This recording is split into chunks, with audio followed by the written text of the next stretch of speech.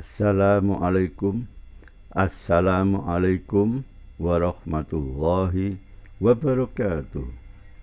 A'udzu billahi minasyaitonir rajim. Bismillahirrahmanirrahim. Alhamdulillahi rabbil alamin. Ar-Rahmanir-Rahim. Assalatu wassalamu ala asrafil anbiya wal mursalin. Sayyidina wa maulana Muhammadin sallallahu alaihi wasallam wa ala alihi wa sahbihi ajma'in. Amma ba'du, qala Allah ta'ala fi kitabil karim. A'udzu billahi minasyaitonir rajim. Bismillahirrahmanirrahim. Wadhkur rabbaka idza nasita wa qul asa an yahdiyani rabbi li aqraba min hadza rasyada. Wa qala Allah ta'ala fi ayatil ukhra. A'udzu billahi minasyaitonir rajim. Afalam yasiru fil ardi fayanzuru kaifa kana aqibatul ladzina min qablihim kanu aktsara minhum wa ashadda quwwatan wa atharan fil ardi fama aghna anhum ma kanu yaksibun. Sadaqallahul azim. Al-ayah. Para pirsawan sekalian, selamat berjumpa lagi dalam channel Teko Megalodon. Kali ini sampailah kita pada episode yang ke-18, jilid yang ketiga. Para pirsawan sekalian, pada episode yang lalu sudah saya sampaikan bahwa ada seorang astronom mau menyampaikan keputusannya yang besar kepada teman dekatnya yang terpercaya. Para pirsawan sekalian, maka berkatalah sang astronom kepada teman dekatnya yang terpercaya, yaitu sang astrofisikawan. Wahai kawan, sebelum aku menyampaikan keputusanku yang besar dan mengandung risiko besar, akan aku sampaikan dulu tentang permasalahan yang dihadapi oleh planet Nibiru beserta penyebab inti dan solusi intinya. Tiba-tiba temannya memotong perkataan. Tidak usah, aku sudah tahu. Langsung to the point aja. Tidak usah berbelit-belit. Ini malam semakin larut, suhu udara semakin dingin. Ya baiklah, kata sang astronom. Memang kita datang ke planet bumi pada zaman Pleistosen, yaitu zaman es. Suhu di wilayah tropis pada dataran rendah berkisar antara 5 derajat sampai 10 derajat Celcius. Tapi belum membuat air menjadi beku.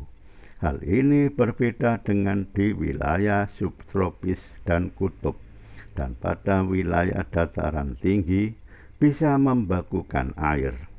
Ini aku membawa pakaian penghangat. Silakan dipakai, kata sang astronom selanjutnya sambil mengambil pakaian tipis dari balik sakunya. Lalu menyerahkan pakaian tipis tersebut kepada temannya, yaitu sang astrofisikawan, yang langsung memakainya sambil berkata, "Ini adalah pakaian hangat, produk peradaban maju, tidak harus tebal, tapi tipis, praktis, dan bikin hangat, karena berbahan khusus." Para pirsawan sekalian, Perlu diketahui bahwa rombongan astronot atau manusia-manusia dari angkasa luar ini di samping membawa berbagai macam peralatan dan perlengkapan, juga membawa berbagai macam pakaian. Ada pakaian penghangat, ada pakaian pendingin, ada pakaian untuk berbagai macam cuaca, berbagai macam keadaan tanpa oksigen, keadaan tanpa bobot atau gravitasi, dan lain-lain. Para pirsawan sekalian, setelah sang astrofisikawan memakai baju penghangat, lalu berkata, seandainya kita berada di tanah Jawa dalam keadaan cuaca seperti ini, maka kita bisa ke warkop atau warung kopi, lalu ngopi karo ngodot. Lalu sang astronom bertanya, di manakah itu tanah Jawa? Pernahkah dikau ke sana? Lalu sang astrofisikawan menjawab, aku pernah ke tanah Jawa, tepatnya Jawa Timur, mengunjungi temanku seorang ahli hukum pada tahun 2026. Pada saat itu, Pulau Jawa sudah terpisah dari Pulau Kalimantan, Sumatera, dan benua Asia, yaitu semenjak memasuki zaman Holosen. Hal ini berbeda dengan zaman Pleistosen saat kita datang di bumi ini. Saat kita datang ini, Pulau Jawa lagi menyatu dengan Pulau Kalimantan, Pulau Sumatera, dan benua Asia. Dan wilayah itu disebut Sundaland atau paparan Sunda. Sedangkan di wilayah timur ada paparan Saul, yaitu Pulau Papua lagi menyatu dengan benua Australia. Aku ke sana memakai atau menggunakan fasilitas mesin waktu, memakai password temanku tersebut, sehingga langsung keluar dari mesin waktu tepat sasaran, baik waktu maupun tempatnya, dan langsung bertemu dia. Seandainya password tidak cocok atau keliru, maka aku akan muncul atau keluar ke tempat dan waktu yang berbeda, atau ke tempat yang sama tapi waktu berbeda, atau ke tempat yang berbeda tapi waktu sama. Jadi ada 4 kemungkinan. Aku mengenal dan mendatangi dia berdasarkan sinyal yang dipancarkan dari perangkat yang ditanam di dalam kulit pada lengan dalamnya. Kalau tidak ada sinyal ini, aku sulit mengenal dan menemuinya secara cepat, karena ia lagi berkamuflase, memakai pakaian compang-camping seperti gelandangan. Ketika itu ia lagi mendekati tempat sampah pada malam hari. Ia lalu kusapa pakai bahasa Nibiru.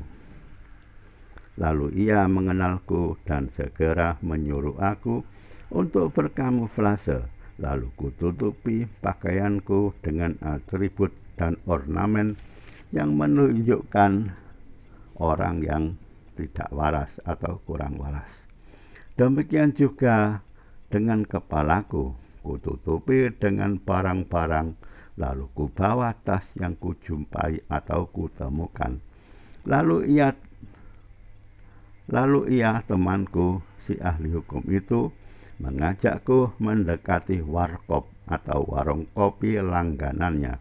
Lalu ia memberi isyarat kepada pemilik warkop, mau beli kopi dibungkus plastik dan beli rokok. Lalu ia membayar dengan uang pemberian orang atau uang yang secara tidak sengaja ia temukan di tempat sampah. Setelah kami menerima kopi bungkus, rokok, dan korek, Lalu kami menjauh dari warkop, lalu cari tempat yang enak atau nyaman buat ngopi, ngodut, dan ngobrol. Lalu sang ahli hukum mengeluarkan bungkusan dari balik bajunya. Ternyata isinya adalah pisang goreng, singkong goreng, dan telo goreng. Sungguh nyaman menikmati gorengan pada malam hari yang sejuk di Jawa Timur, sambil ngopi, karo ngodut, karo ngobrol. Lalu sang astrofisikawan melanjutkan ceritanya kepada sang astronom. Kami datang di Jawa Timur pada saat tanah Jawa lagi musim bediding. Tetapi sebaliknya di benua Eropa lagi mengalami musim panas ekstrim. Banyak yang meninggal, sampai ribuan orang. Kami datang pada saat rame-ramenya diadakan pertandingan sepak bola World Cup di Amerika Serikat. Tiba-tiba sang astronom bertanya kepada sang astrofisikawan, kesebelasan dari negara manakah yang keluar sebagai juara dalam World Cup tersebut? Aku tidak tahu, karena kami harus segera kembali ke Nibiru pada saat belum diadakan laga final, jawab sang astrofisikawan. Lalu sang astronom bertanya, mengapakah dikau harus segera kembali ke Nibiru? Wah, sayang sekali. Seandainya dikau tidak segera kembali, atau dikau datang setelah selesai final World Cup, maka dikau tahu pemenangnya dan bisa diceritakan di sini. Lalu sang astrofisikawan bertanya kepada sang astronom, loh, apa untungnya memberitahukan di sini siapa pemenang World Cup, padahal belum diadakan partai final? Lalu sang astronom menjawab, ya biar tidak ada orang yang totoan atau taruhan, karena sudah tahu siapa pemenangnya. Sekarang banyak petaruh yang sewot karena terpengaruh oleh ramalan Joakim tentang siapa pemenang World Cup nanti. Tapi begitu Belanda dan Portugal keok, banyak petaruh yang KO. Memang wajar banyak yang pegang ramalan Joakim, karena sudah 3 kali ramalan Joakim benar, dan yang keempat ternyata luput. Di desa Banjarkemuning telah berkibar bendera Belanda dalam ukuran besar sebelum pertandingan World Cup dimulai atau diadakan. Pengaruh ramalan Joakim sudah mendunia. Para pirsawan sekalian, mohon maaf berhubung episode kali ini sudah cukup panjang atau banyak, maka saya akhiri sampai di sini. Sampai jumpa pada episode berikutnya yang insya Allah akan segera disampaikan. Billahi taufiq wal hidayah. Wassalamualaikum warahmatullahi wabarakatuh.